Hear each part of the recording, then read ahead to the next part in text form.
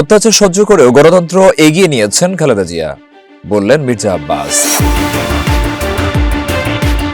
বিএনপির স্থায়ী কমিটির সদস্য মির্জা আব্বাস বলেছেন, সাবেক প্রধানমন্ত্রী ও বিএনপির চেয়ারপারসন খালেদা জিয়া শত অত্যাচার সহ্য করেও দেশের স্বার্থে, মানুষের স্বার্থে গণতন্ত্রকে এগিয়ে নিয়ে গেছেন। আজ শুক্রবার জুমার নামাজের পর রাজধানীর জিয়া উদ্যানে খালেদা জিয়ার কবর জিয়ারত করে মির্জা আব্বাস একথা বলেন। মির্জা আব্বাস বলেন, তার উপর যে অত্যাচার হয়েছিল, মানুষের দিকে তাকিয়ে তিনি তা সহ্য করে গণতন্ত্রকে এগিয়ে নিয়ে গেছেন। আজকে গণতন্ত্রের দ্বারপ্রান্তে বাংলাদেশ। তিনি সেই গণতন্ত্র দেখে যেতে পারলেন না।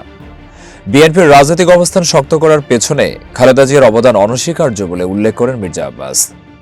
তিনি অভিযোগ করে বলেন, রাজনৈতিক প্রতিহিংসার জেরে বিগত সময়ে খালেদা জিয়াকে এমন কিছু করা হয়েছে যাতে তিনি দ্রুত সময়ে পৃথিবী ত্যাগ করেন। অশ্রুসিক্ত হয়ে সাবেক প্রধানমন্ত্রী ও বিএনপি চেয়ারপারসন খালেদা জিয়ার কবর জিয়ারত করেছেন অসংখ্য মানুষ। তারা প্রার্থনা করেছেন, সাবেক প্রধানমন্ত্রী যেন কবরে শান্তিতে থাকেন। আজ জুমার নামাজের পর জিয়া উদ্যানে এমন দৃশ্য দেখা গেছে।